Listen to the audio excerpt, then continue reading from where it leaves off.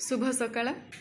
आज आम पढ़ा दशम श्रेणी साहित्य बही साहित्य सिंधुर कविता चिलिकारे सायंतन, जार कवि होउछंती कविवर राधानाथ राय। तेबे कविवर राधानाथ राय विषय रे मु जेते भी कहले ताहा कम पड़ीजिव, कारण से होउछंती आधुनिक ओडिया काव्यधारार स्रष्टा। तांकर काव्य चिलिका विषय रे मु भाबुची समस्ते जानिथिबे। तांकर एवं से बालेश्वर जिलार सोर निकटवर्ती केदारपुर गाँव में जन्मग्रहण करथिले। ऊनविंश शताब्दी रे शिक्षकरू से बंग बिहार ओडिशार विद्यालय समूहर शिक्षा विभाग रे इंस्पेक्टर हो पारथिले। स्कूल इंस्पेक्टर थिले। से नुआ रीति रे ओडिया काव्य रचना करी चर्चित होइछंती। से तबे नुआ रीति कौन? से पाश्चात्य काव्यधारा को अनुसरण करथिले। पाश्चात्य काव्यरू अनेक तथ्य बा आमे कहि परिबा अनेक तथ्य नुह तत्व, पाश्चात्य साहित्यर अनेक तत्व से आहरण करथिले, शिक्षा ग्रहण करथिले एवं ताकू ओडिया साहित्य रे से प्रयोग करथिले। एक गवेषणात्मक रीति रे से प्रयोग करथिले। तबे तांकर कृति गुड़िक हेउछि केदार गौरी, नंदीकेश्वरी, चंद्रभागा, उषा, पार्वती, चिलिका, महाजात्रा, उर्वशी एभली अनेक काव्य से रचना करिसंती। तुमे मु भाबुछि तुमे सुनिथिबो ए कविताटी दूरदर्शन रे। सर्वेषां जननी भारत धरणी कल्पलतेयं। निश्चित शुणिथिबो ए कविताटी।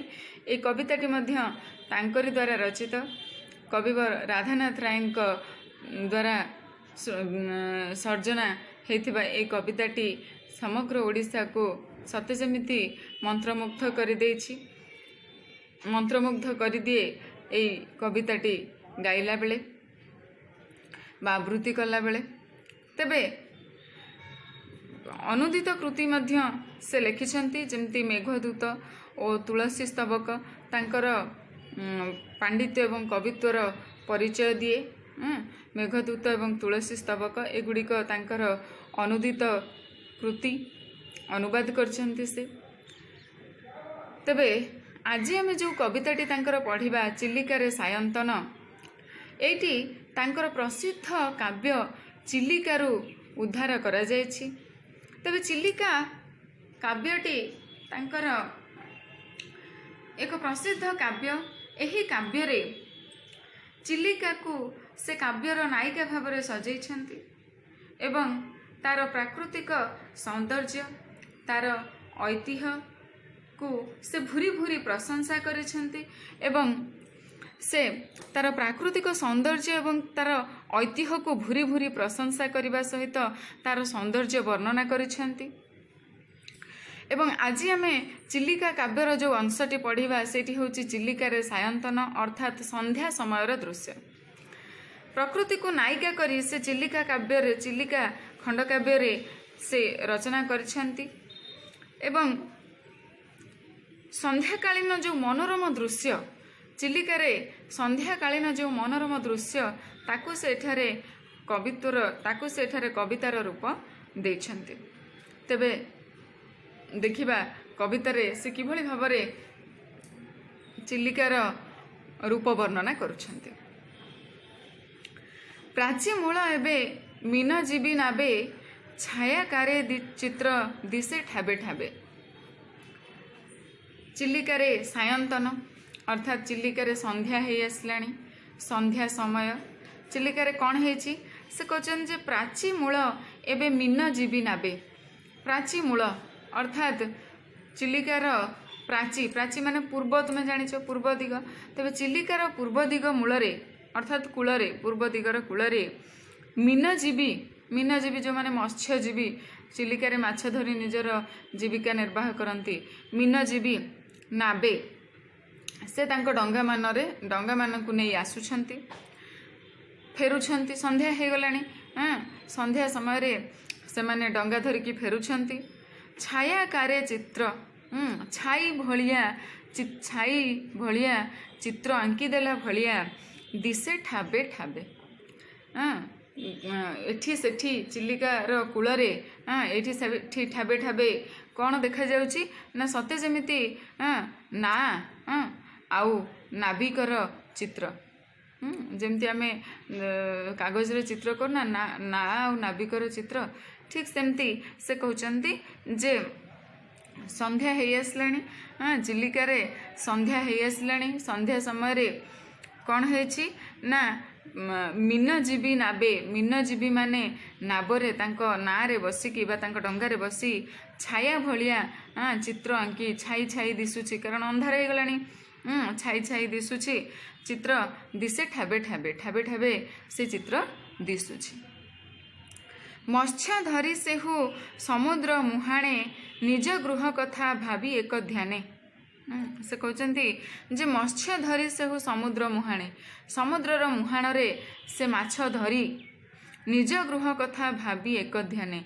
निज घर कथा माछ धरिकी समुद्रर मुहाण को से जाइथिला माछ धरिबाकू माछ धरिकी आसुची निज गृह कथा भावी एक ध्यान रे से निज घर कथा भावी भावी आसुची किए नाविक मत्स्यजीवी भालेरी शिखरे संध्या तारा देखी आसंती पटिका मोहल्ला से टेकी है से कहते जे भालेरी शिखरे भालेरी होची गोटे पर्वत गोटे पर्वतर ना भालेरी होची तुम जानिच चिलिका जो मैंने बुलवाक जाइथिबो से माने देखिथिबो मझिरे गोटे पहाड़ अच्छी ता ना होची भालेरी है भालेरी शिखर से कहते भालेरी शिखरे संध्या तारा देखी आम साधारणतः संध्या तारा आकाश रे संध्या हो आसला बेलू संध्या तारा देखू उज्जवल ताराटीए ताको आम संध्या तारा कहू संध्या ताराटी जेतेबेले भालेरी शिखर अर्थात भालेरी पहाड़र उपरे संध्या ताराटा उठी आकाश रे संध्या तारा देखा जाउची सेतेबेले कौन है ना से संध्या तारा को देखी आसंती पटिका मोहल्ला से टेकी आसंती से माने को माने ना मत्स्यजीवी माने केमिति आसंती ना पटिका मोहल्ला से टेकी पटिका माने कौन तुम देखि डंगारे डंगा मानकर सब पाल बंधा होता है गोटे पटे पाल बंधा होता है से पटे पवन बाजिकी तले तले कहते सेटा तले रे पवन बाजिकी ठेली ठेली डंगा को लेकिन जाए तो से पालटा को से माने खोलिकी पटिका मोहल्ला से टेकी से पाल को टेकी दियंती मोहल्ला से अति खुशी रे कहीं ना घर को फेरिबार समय हो गलानी से कौन कहते जे भालेरी शिखरे संध्या तारा देखी भालेरी पहाड़र गोटे पहाड़र ना हूँ भालेरी से अच्छी चिलिका पाखे चिलिकारे तो चिलिका से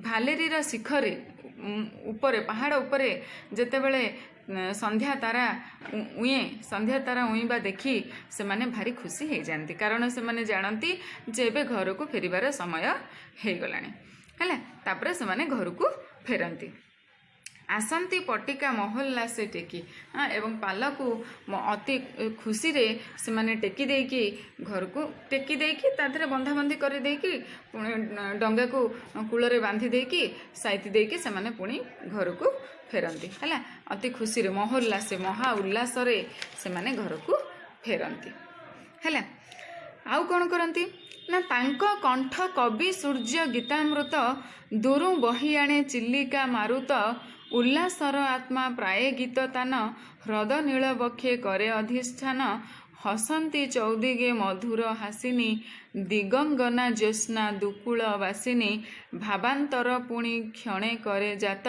गलाणी तो गला कथारे संगात है से कहते कंठ कवि सूर्य गीतामृत कवि सूर्य बलदेव रथ तुम्हें जानी कवि सूर्य बलदेव रथंकर प्रसिद्ध कविताटी कौन गलाणी तो गला कथारे संगात गलाणी तो गला कथा से कविताटी से माने गाई गाई कि फेरुथांती हैला अति खुशी रे से कविताटी फेरिला बेले घर को फेरिला बेले अति खुशी रे से कविताटी गाई गाई फेरु थांती हैला कौन ना तांको कंठ कवि सूर्य गीतामृत गलाणी तो गला कथारे संगात से कवि सूर्य गीतामृतटी कौन दूरु बही आणे चिलिका मारुत से माने गांती से चिलिकार अति खुशी रे जेतेबेले घर को फेरती ए गीतटी गाई गाई फेरती एवं तांको गीत चिलिकार मारुत बा चिलिकार जो पवन चिलिकार जो पवन पवन रे से गीत तांको द्वारा गान करा जायथिबा ए गीत धीरे धीरे भासी आसे हैला कवि कहते जे तांकर से कवि सूर्यंक जो गीतामृत गलाणी तो गला कथारे संगात ताहा जो से माने मन खुशी रे गाउछंती से गीतटी चिलिका भीतर जो पवन बाहरी आसुछि से पवन रे तांको गीतटी भासी आसुछि आउ कौन ना उल्लासर आत्मा प्राय गीत तान ह्रद नील बक्षे करे अधिष्ठान हैला से फेरिला बेलू ये गीतटी गाई गाई आसुछंती समुद्र भितर बा से जलराशि भितर जेतेबेले से माने बाहर को आसुछंती हैला कूल आड़ को आसुछंती प्राची कूल को आसुछंती से समय से माने गीत गाउछंती तो कौन है ना उल्लासर आत्मा प्राय गीत तान उल्लासर आत्मा अर्थात तांको गीतर तान उल्लासर आत्मा प्राय गीत तान हैला तांको गीतर तान कहा भली लगे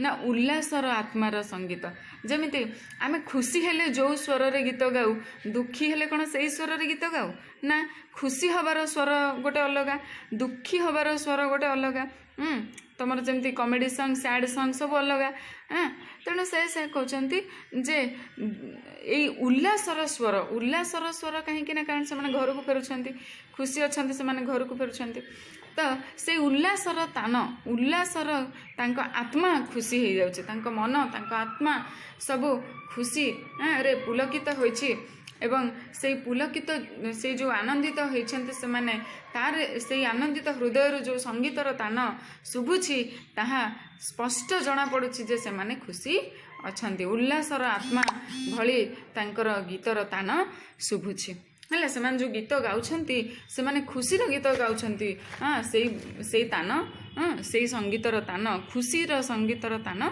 शुभुछि हैला ह्रद नील बक्षे करे अधिष्ठान एवं से जो भितर बाहरी आसुछन्ति कूल आड़ को से ह्रदर नील बक्षरे जो नील स्वच्छ जलराशि रे तांकर संगीतर तान अधिष्ठान करुछि बा सेठी निजर अधिष्ठान बजाय रखिछि हैला हसंती चौदिगे मधुर हासिनी दिगंगना ज्योत्स्ना दुकुलवासिनी से कहते हसंती अर्थात चौदिगरे मधुर हासिनी हसुछंती एवं दिगंगना ज्योत्स्ना दुकुलवासिनी अर्थात दिग मानकु से अंगना रूप से परिकल्पना करिछंती अर्थात ना सुंदरी नारी रूप से परिकल्पना करिछंती दिगंगना मानकु अर्थात चौदिग चतुर्दिग जो चिलिकार चारिपटे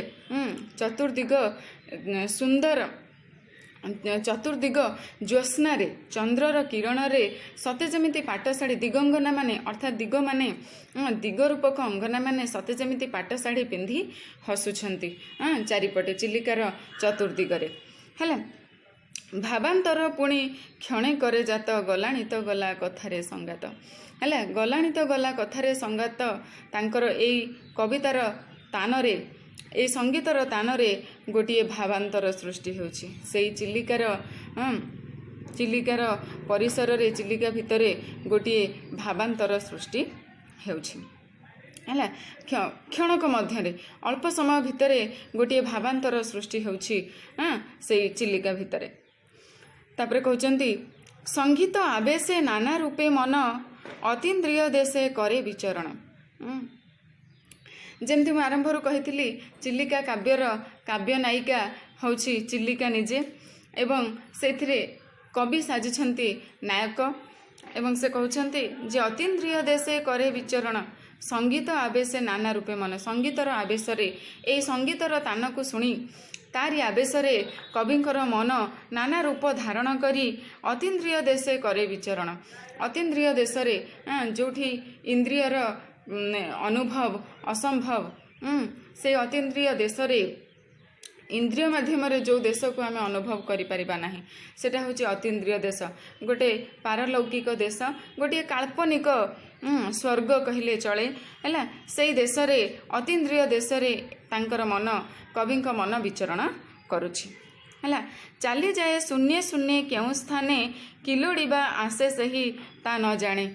से कहते तांको मन शून्य शून्य उड़ीकी कुआडे चली जाउछि के जाने।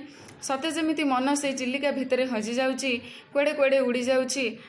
एवं कौन लोड़ीबा आशारे कौन पाइबा आशारे के जाने से निजे भी जाने ना। कौन पाइबा आशारे से निजे भी जाने ना। तांको मन चारिआडे विचरण करुछि हैला। तापर से कहउछंती जे धन्य सेही जार आज्ञा सिरे धरी एलीला रचंती देवी बागीश्वरी। बागीश्वर धन्य सेही जार आज्ञा सिरे धरी सी धन्य जार आज्ञा को सिर रे धारण करी ए लीला रचंती देवी बागीश्वरी। बागीश्वरी माने माँ सरस्वती। माँ सरस्वती ये जो लीला रचना करिछंती धन्य से जार आज्ञा रे सिरे धरी ए लीला से रचिछंती। धन्य रथे बोले से रथे क्या कहते कवि सूर्य बलदेव रथन को है। से कहते धन्य रथे तुम्भ जन्म शुभ क्षणे। शुभ क्षण रे तुम्भर जन्म होछि। कारण कवि सूर्य संगीत से माने गाउछंती। सेथिपई कविता को कहउछंती जे धन्य रथे धन्य हे बलदेव रथ तुम्हें धन्य। कवि सूर्य बलदेव रथ तुम्हें धन्य तुम्भ जन्म शुभ क्षणे। शुभ क्षण रे तुम्भर जन्म होइछि एवं देवी बागेश्वरींकर आज्ञारू तुम्हें ए लीला रचना करिछ। तुम्हें ए कविता रचना करिछ है। माँ सरस्वती कृपारू तुम्हें ये कविता रचना करिछ। तुम्हें धन्य। तुम संगीत को यही मत्स्यजीवी माने गाउछंती एवं चिलिकार स्वच्छ जलराशि रे गोटे भावांतर सृष्टि होछि तुमर ये संगीतर तान शुणी शुणी तुम्हें धन्य। तांको आशीर्वाद रे यह रचना करिछ है। कहउछंती कवि माँ सरस्वती आशीर्वाद तुम्हें यह रचना करिछ। तुम्हें धन्य जो शुभ क्षण रे तुम्हें जन्म लाभ करिछ। मृत्युंजय तुम्हे उत्कल भुवने। तुम्हें उत्कलर भुवन रे ए उत्कल पाई तुम्हें मृत्युंजय। तुम्हें मृत्यु को जय करिछ अर्थात तुम्हें अमर। तुम शरीर सिना माटी रे मिसी जाइछि किंतु तुम्हें अमर तुम लेखनी माध्यम रे। तुमर ये कविता जुगे जुगे रहिछि एवं रहिथिबो। ए मत्स्यजीवी मानक मुहरे ओडिया प्रत्येकटी ओडियार मुखरे तुमर ये कवितार तुम ये संगीतर तान जुगे जुगे रहिछि एवं रहिथिबो। तेणु तुम्हें मृत्युंजय है। सेतपई से कहचंती जे हे रथे हे कवि सूर्य तुम्हें ए उत्कल भुवन रे मृत्युंजय। तुम्हें मृत्यु को जय करछ। तुम्हें अमर पालटी जाइछ। तुम लेखा अमर हो जाइछि। तुम्भ माटी देह ग्रासीछि श्मशान मात्र जसो देहे तुम्भे आयुष्मान है। से कहते जे तुम्भर माटीर देह तुमर ये माटीर शरीर को ग्रास करिछि श्मशान। तुमर ये माटीर शरीर को श्मशान ग्रास करिछि। मात्र जस देहे तुम्भे आयुष्मान किंतु जसर देहरे तुम्हें जो जस लाभ करिछ तुम्हें जो ख्याति लाभ करिछ एई गलाणी तो गला कथारे संगात एई संगीत पाई तुम्हें जो जस लाभ करिछ तुम्हें जो ख्याति लाभ करिछ उत्कल भुवन रे सेथिपाई तुम्हें आयुष्मान।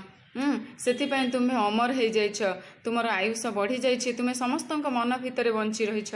प्रत्येकटी ओडियार मन भितर तुम्हें बंची रहिछ बोली कविवर राधानाथ राय कवि सूर्य बलदेव रथଙ୍କ विषय कहउछंती हैला। तापर कहउछंती मीन आकर्षण आसे पोतपाळ तरणी रे जाली देलाणी मसाल। तापर पुणी परवर्ती पर्याय से पुणी चिलिकार सौंदर्य वर्णना करछंती। से कहउछंती मीन आकर्षण आसे पोतपाळ तरणी रे जाली देलाणी मसाल हैला।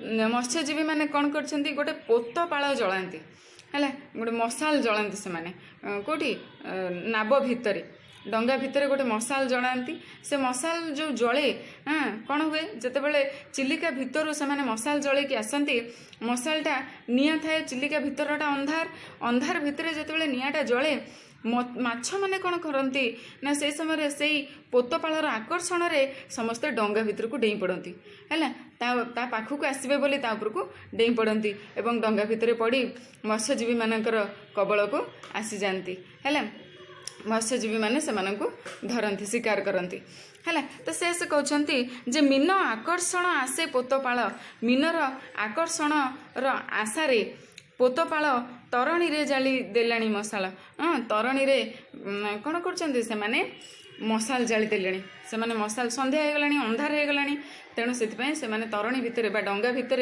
मशाल जलैकी माछ मानक आकर्षित कराउछंती है माछ माने से समय कौन करती नदी भितर सीधा डेइबे डंगा भितर को बा सॉरी ह्रद भितर डंगा भितर को डेइबे पानी रू डंगा को डेई पड़े माछ है भवे पाप मूर्ति परि अटई से स्पर्शे मारात्मक रूपे रम्य दिसे है ए भवरे ए संसार रे से पाप मूर्ति परि अटे है किए ना से जो मशाल जले से पाप मूर्ति भाया से जले पाप मूर्ति परि अटे स्पर्शे मारात्मक ताकू मशाल को छुईले ताहा मारात्मक क्षति घटाए तेणु स्पर्शे मारात्मक रूपे रम्य दिशे एवं तार रूप केमिति अति सुंदर आकर्षणीय तुम जानिथिबो नियार रूप हलदिया थाए अति सुंदर भाव में राति अंधार जिते निया लगी थाए से समस्त को आकर्षित करे तार रूप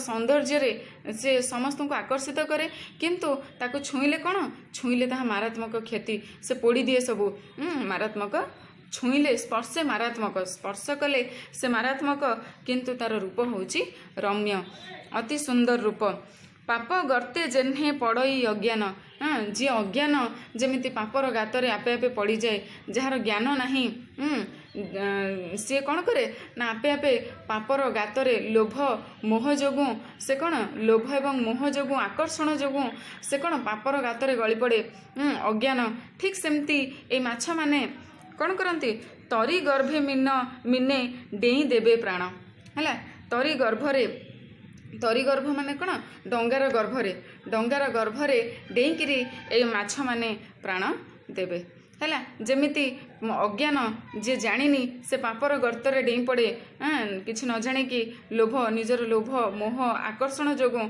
ठीक सेमती ए मीन माने ह्रदरे थिबा मीन माने मशाल आकर्षण रे कौन करती से माने तरी गर्भे डंगा भितर को से माने डेई प्राण दियंती है तापरे कहते कवि जे तरंगे दोहली दोहली बोईत थरे दिसे थरे हुए अंतर्हित है आउ कौन आउ केमिति दिसे चिल्लिकार संध्या समय चिल्लिकार सायंतन दृश्यटी आउ केमिति दिसे आउ कौन दिसे से समय रे ना तरंगे दोहली दोहली तरंगरे से जो ढेउरे डंगा गुड़िक दोहली दोहली दोहली दोहली बोईत डंगा गुड़िक दोहली दोहली जाउथांती थरे दिसंती एवं थरे हुए अंतर्हित थरे दिसंती थरे दिसंती एते बड़ बड़ ढेउ तमे देखिथिबो ढेउरे जेतेबेले डंगा जाए थरे दिसे पुणी जेतेबेले तलू से आरपट को चल ढेउर आरपट को चली जाए ढेउटा उंचा हो जाए और डंगा आरपटे रही जाए तो से कहते थरे दिसे थरे हुए अंतर्हित थरे दिसे ढेउरे थरे दिसे थरे लुचि जाए थरे दिसे थरे लुचि जाए यही भाव में डंगा चले ढेउरे दुखी मने आशा उत्थान पतन प्राय शिखा उठे पड़े घन घन है एवं से जो शिखाटी जलु थाए से शिखाटी केमिति दिसे ना दुखीर मन भितर जमिति उत्थान पतन सब बेले लगी रही थाए आशा दुखीर मनरे आशा सब बेले आशार उत्थान पतन जेतेबेले सब बेले लगी रही थाए कारण से दुखीर मन भितर अनेक आशा थाए से आशा जेतेबेले निराशा पलटि जाए केतेबेले पुणी आशा से बांधि दिए पुणी से आशा बांधिथिबा आशा केतेबेले निराशारे पलटि जाए तेणु दुखीर मनरे जेमिति आशा उत्थान पतन हुए आशार उत्थान पतन हुए ठीक सेमती ସେଇ ହ୍ରଦ ଭିତରେ ଯେଉଁ ଜଳୁଥିବା ମଶାଲଟି ମଧ୍ୟ କ'ଣ ଶିଖାଟି ଉଠେ ଆଉ ପଡ଼େ, ଘନ ଘନ ବାରମ୍ବାର ଉଠେ ଆଉ ପଡ଼େ, ଢେଉରେ ସେଠି ଉଠେ ଆଉ ପଡ଼େ। ନିଶା ଗମେ କ୍ରମେ ଲୋକ କୋଳାହଳ ନିବର୍ତ୍ତି ଅବନୀ ହେଉଛି ନିଶ୍ଚଳ। ହେଲା, ଧୀରେ ଧୀରେ କ'ଣ ହେଉଛି, ସନ୍ଧ୍ୟା ଗଡ଼ି ଆସୁଛି ଏବଂ ରାତି ହେବାକୁ ଯାଉଛି। ଚିଲିକାରେ କ'ଣ ହେଉଛି ସେ ସମୟରେ ନା ନିଶା ଗମେ, ରାତ୍ରିର ଆଗମନରେ କ୍ରମେ ଲୋକ କୋଳାହଳ, କ୍ରମେ କ୍ରମେ ଲୋକମାନଙ୍କର ଗହଳି କମିବାରେ ଲାଗୁଛି। ନିବର୍ତ୍ତି ଯାଉଛି ଲୋକମାନଙ୍କର ଗହଳି କମିବାରେ ଲାଗିଛି। ଅବନୀ ହେଉଛି ନିଶ୍ଚଳ। ଅବନୀ ମାନେ ପ୍ରକୃତରେ ପୃଥିବୀ, କିନ୍ତୁ ଏଇଠି ଅବନୀ ମାନେ କହିଲେ ସେଇ ଅଞ୍ଚଳଟି। ହେଲା, ଅବନୀ ହେଉଛି ନିଶ୍ଚଳ, ଅର୍ଥାତ୍ ଏ ସଂସାର, ଏ ପୃଥିବୀ ନିଶ୍ଚଳ ହେଉଛି, ସେ ଅଞ୍ଚଳଟି ନିଶ୍ଚଳ ହେଉଛି। କୋଳାହଳ ଦୂରେଇ ଯାଉଛି। ରାତି ଯେତେବେଳେ ଆସୁଛି, ସନ୍ଧ୍ୟା ସରି ସରି ଯାଉଛି, ରାତ୍ରିର ଆଗମନ ହେଉଛି ଏବଂ ସେ ସମୟରେ କ'ଣ ହେଉଛି ନା ଲୋକମାନଙ୍କର ଜନଗହଳି କମି କମି ଯାଉଛି, ଲୋକମାନଙ୍କର କୋଳାହଳ ନିବର୍ତ୍ତି ଯାଉଛି ଏବଂ ସତେ ଯେମିତି ଅବନୀ ନିଶ୍ଚଳ ହେଇଯାଉଛି, ଶାନ୍ତ ହେଇଯାଉଛି। କ'ଣ ଆଉ କୋଳାହଳ ନାହିଁ, ଚାରିଆଡ଼େ ଶାନ୍ତ ପରିବେଶ ବା ଶାନ୍ତ ବାତାବରଣ ଧୀରେ ଧୀରେ ସୃଷ୍ଟି ହେଉଛି। ହେଲା, ତାପରେ ଜଳ ସ୍ଥଳ ନଭ ଜ୍ୟୋତ୍ସ୍ନା ପରିପ୍ଲୁତ। ଆଉ କ'ଣ ହେଇଛି ନା ଜଳ ସ୍ଥଳ ନଭ ସବୁଠି ଜ୍ୟୋତ୍ସ୍ନା ପରିପ୍ଲୁତ, ଅର୍ଥାତ୍ ଜଳରେ, ସ୍ଥଳ ଭାଗରେ, ଆକାଶ ଭାଗରେ ସବୁଆଡ଼େ ଜ୍ୟୋତ୍ସ୍ନା ମାନେ ତୁମେ ଜାଣିଛ ଚନ୍ଦ୍ରର କିରଣକୁ କହନ୍ତି ଜ୍ୟୋତ୍ସ୍ନା। ହେଲା, ଜ୍ୟୋତ୍ସ୍ନା ପରିପ୍ଲୁତ ଅର୍ଥାତ୍ ଚାରିଆଡ଼େ ଜ୍ୟୋତ୍ସ୍ନା ବିଚ୍ଛୁରିତ ହେଇକି ପଡ଼ିଛି। ହେଲା, ଚାରିଆଡ଼େ ବିଛେଇ ହେଇକି ଜ୍ୟୋତ୍ସ୍ନା ଚନ୍ଦ୍ର କିରଣ ଚାରିଆଡ଼େ ବିଚ୍ଛୁରିତ ହେଇ ପଡ଼ିଛି। ହେଲା, ଜଳ ସ୍ଥଳ ନଭ ସବୁଆଡ଼େ। ସୃଷ୍ଟି ଦିଶେ ଯେହ୍ନେ ପାରଦ ଧୌତ। ଆଉ ଏ ସୃଷ୍ଟି କେମିତିଆ ଦେଖାଯାଉଛି, ସତେ ଯେମିତି ପାରଦ ଧୌତ। ପାରଦ ତୁମେ ଜାଣିଥିବ ଗୋଟେ ଜିନିଷ ଯେଉଁ ପୁରା ହ୍ୱାଇଟ୍, ସଫା ସ୍ୱଚ୍ଛ, ପୁରା ଧଳା ଧଳା ଦେଖାଯାଏ। ପାରଦ ଗୋଟେ ଧାତୁ। ସେଇ ଆଉ ଏ କବି କହୁଛନ୍ତି ଯେତେବେଳେ ଚନ୍ଦ୍ରକିରଣ ଜଳ ସ୍ଥଳ ନଭ ସବୁଆଡ଼େ ବିଚ୍ଛୁରିତ ହେଇକି ପଡ଼ିଛି, ସେତେବେଳେ ଏ ପୃଥିବୀଟା ସତେ ଯେମିତି ଏ ସୃଷ୍ଟି ଦେଖାଯାଉଛି ପାରଦ ଧୌତ, ଅର୍ଥାତ୍ ପାରଦରେ ଧୁଆ ହେଇଯାଇଛି। ପାରଦ ହେଉଛି ଗୋଟିଏ ଧଳା ଜିନିଷଟେ, ସ୍ୱଚ୍ଛ ଧଳା ଜିନିଷଟେ। ସେ କହୁଛନ୍ତି ଯେ କିରଣ ପଡ଼ିବାରୁ ସତେ ଯେମିତି ଏ ପୃଥିବୀ ପାରଦ ଧୌତ ଦେଖାଯାଉଛି, ପାରଦର ଯେମିତି ଧୁଆ ହେଇଯାଇଛି ସେଭଳି ଦେଖାଯାଉଛି। ହେଲା, ପ୍ରତିବିମ୍ବ ରାଜି ଦୀପ ଶୈଳ ତଳେ। ହେଲା, ପ୍ରତିବିମ୍ବ ତୁମେ ଜାଣିଥିବ ଛାଇ।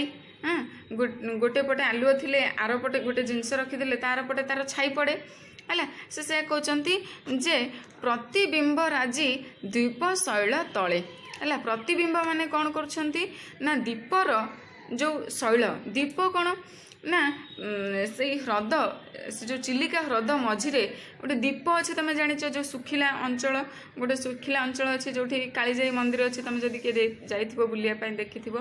ହେଲା, ସେଇ ଯେଉଁ ପାହାଡ଼ ଅଛି ନଦୀ ଭିତରେ, ସେଇ ହ୍ରଦ ଭିତରେ ସେ ଯେଉଁ ପାହାଡ଼ ଅଛି ବା ଦୀପ ଅଛି, ସେଇଠି ତାର ଛାଇଟା ପଡ଼ୁଛି। ସେ କହୁଛନ୍ତି ଦୀପ ଶୈଳ, ଦୀପରେ ଯେଉଁ ପାହାଡ଼ଟା ଅଛି ତାର ତଳେ। ହେଲା, ସେଇ ପାହାଡ଼ର ତଳେ କ'ଣ ହେଇଛି ନା ସ୍ପଷ୍ଟାକାରେ ଶୋଭେ ହ୍ରଦ ଅନ୍ତଃସ୍ଥଳେ। ହେଲା, ଅତି ସ୍ପଷ୍ଟ ଭାବରେ ତାର ଛାଇ କେଉଁଠି ପଡ଼ୁଛି, ହ୍ରଦର ଅନ୍ତଃସ୍ଥଳରେ ପଡ଼ୁଛି, ଅର୍ଥାତ୍ ହ୍ରଦର ପାଣି ଉପରେ ପଡ଼ୁଛି। ଉପରୁ ଚନ୍ଦ୍ରର କିରଣ ପଡ଼ୁଛି। ହେଲା, ଉପରୁ ଚନ୍ଦ୍ର କିରଣ ପଡ଼ୁଛି, ଚିଲିକାର ମଝିରେ ଯେଉଁ ଦୀପରେ ଯେଉଁ ପାହାଡ଼ ଅଛି ଏବଂ ତାର ଛାଇଟା ପଡ଼ୁଛି କେଉଁଠି, ଆରପଟେ ଚିଲିକାର ଅନ୍ତଃସ୍ଥଳରେ, ଅର୍ଥାତ୍ ଚିଲିକାର ପାଣି ଉପରେ। ହେଲା, ସେ କହୁଛନ୍ତି ଯେ ଅତି ସୁନ୍ଦର ଭାବରେ ଶୋଭା ପାଉଛି, ଅତି ସୁନ୍ଦର ଭାବରେ ତାର ଛାଇଟି ସେଇଠି ପଡ଼ିଛି, ଶୋଭା ପାଉଛି। କେଉଁଠି, ହ୍ରଦର ଅନ୍ତଃସ୍ଥଳରେ ସେ ଶୋଭା ପାଉଛି। ପ୍ରତିବିମ୍ବ ମାନେ ମଧ୍ୟ ଅତି ସୁନ୍ଦର ଭାବରେ ହ୍ରଦର ଜଳ ଉପରେ ପଡ଼ି ଶୋଭା ପାଉଛନ୍ତି। ହେଲା, କ୍ଷୀରୋଦ ସୋଦର ଜ୍ୟୋତ୍ସ୍ନାର୍ଣ୍ଣବେ ଭାସି ଦିଶନ୍ତି ବିଶଦ ଗିରିବନ ନାସି। ହେଲା, ସେ କହୁଛନ୍ତି କ୍ଷୀରୋଦ ସୋଦର। କ୍ଷୀରୋଦ ମାନେ କ'ଣ ନା କ୍ଷୀର ସମୁଦ୍ର, ମାନେ କ୍ଷୀରର ସମୁଦ୍ର। है। क्षीरोद सोदर, क्षीरोदर भाई भाया देखा जाउछन्ति। सोदर माने कौन? भाई। सोदर माने कौन? माने एका उदररु जात, अर्थात भाई भाई है। क्षीरोद सोदर ज्योत्स्नार नभे भासी है। ज्योत्स्नार नभरे भासिकी, ज्योत्स्नार अर्णव अर्थात चंद्र किरण पड़ू समस्ते क्षीरोदर सोदर भली देखा जाउछन्ति। अर्थात क्षीरोद माने क्षीर समुद्र, समस्ते क्षीर समुद्रर भाई भली देखा जाउछन्ति। सब बेले दी भाई जो माने देखा एका भाया तुम जानिथिबो हाँ ना नहीं। से कवि कहते जे क्या उपर पड़ी ना दिशंती विशद गिरी वन नासी है। गिरी माने पहाड़, वन माने बण एवं नासी होची कौन ना दीटा पर्वतर मझीरू जो नदी सृष्टि होता है, नदी जो बही आसे से जो मझी अंशटा को कहती नासी है। से कहते जे गिरी वन नासी सबुआड़े जेते बेले ज्योत्स्नार नभ भासी उठुची अर्थात चंद्रर किरण विच्छुरित होउची सेते बेले से समस्ते कहा भली देखा जाउछन्ति ना क्षीरोदर सोदर भली देखा जाउछन्ति। अर्थात क्षीरोद माने क्षीरर समुद्रर भाई भली देखा जाउछन्ति। अर्थात क्षीर समुद्र भलिया देखा जाउछन्ति। बुझिला? बुझी पारला? तेणु हाँ सेठू कवि अर्थात कविंकर कहबार कवि समस्तंकर सौंदर्य वर्णना करछन्ति। अर्थात से कहते चंद्र किरण पड़ू गिरी वन नासी समस्ते सुंदर देखा जाउछन्ति एवं धला सफा स्वच्छ देखा जाउछन्ति है। सते जमिति क्षीरोदर भाई भलिया देखा जाउछन्ति। क्षीरोद माने क्षीर समुद्रर सोदर भली देखा जाउछन्ति। बुझी पारला?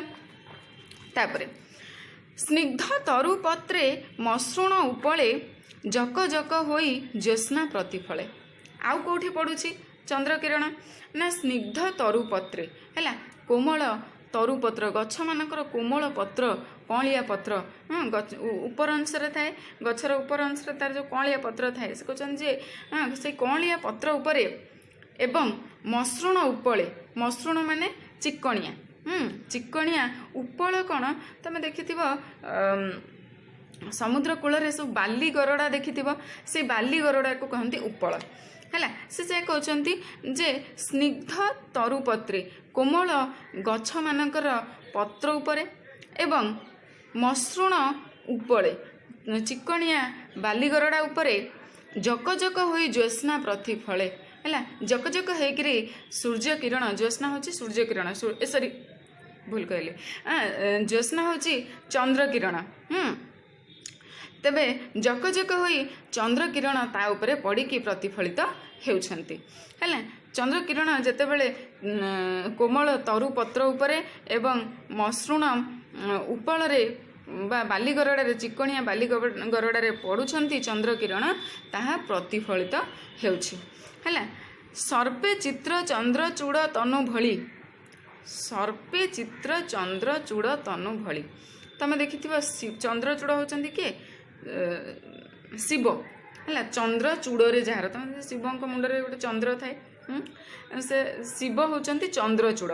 चंद्रचूड़ बा शिवों तनुरे जदि बेकर साप न थाए ताहले शिवों चित्रटी भल लगिबो कि ना।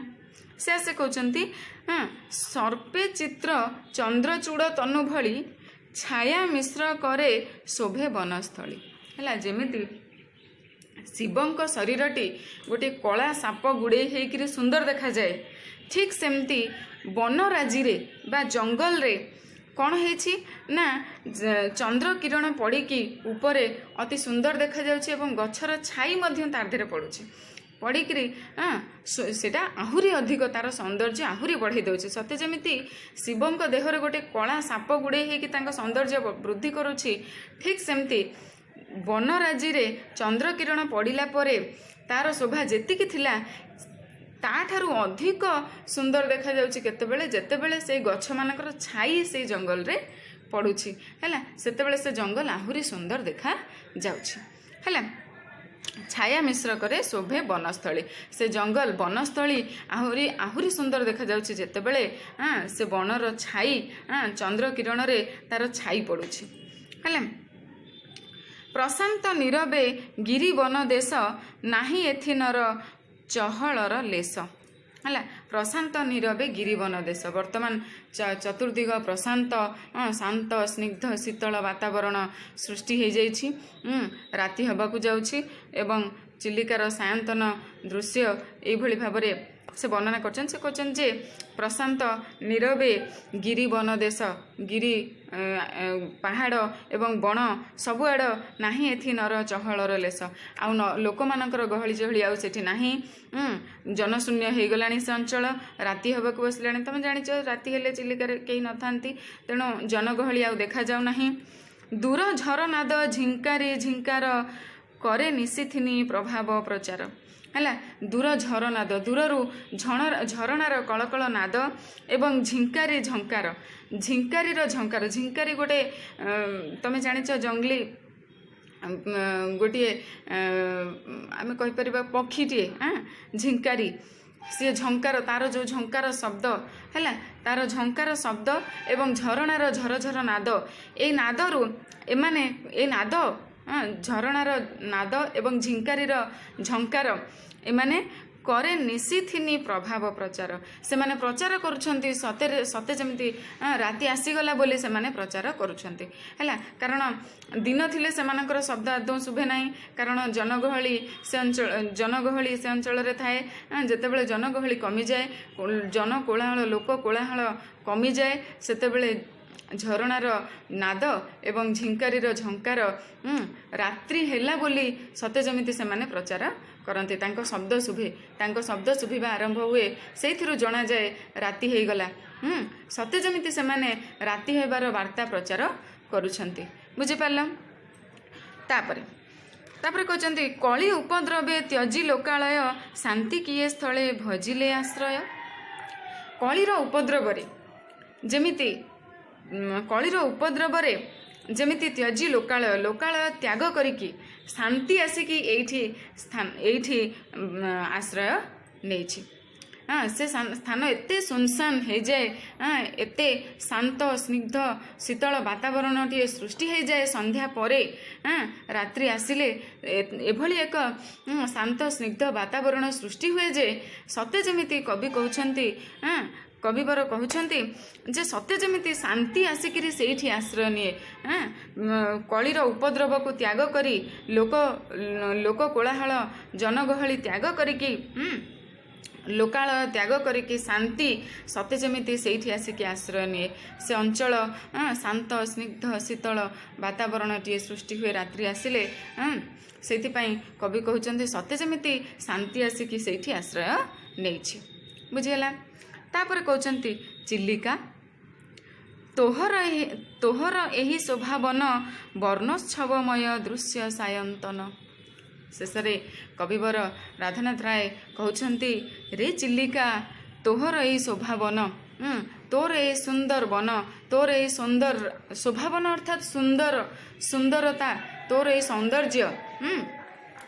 ସୌନ୍ଦର୍ଯ୍ୟ ବର୍ଣ୍ଣୋତ୍ସବମୟ ଦୃଶ୍ୟ ସାୟନ୍ତନ।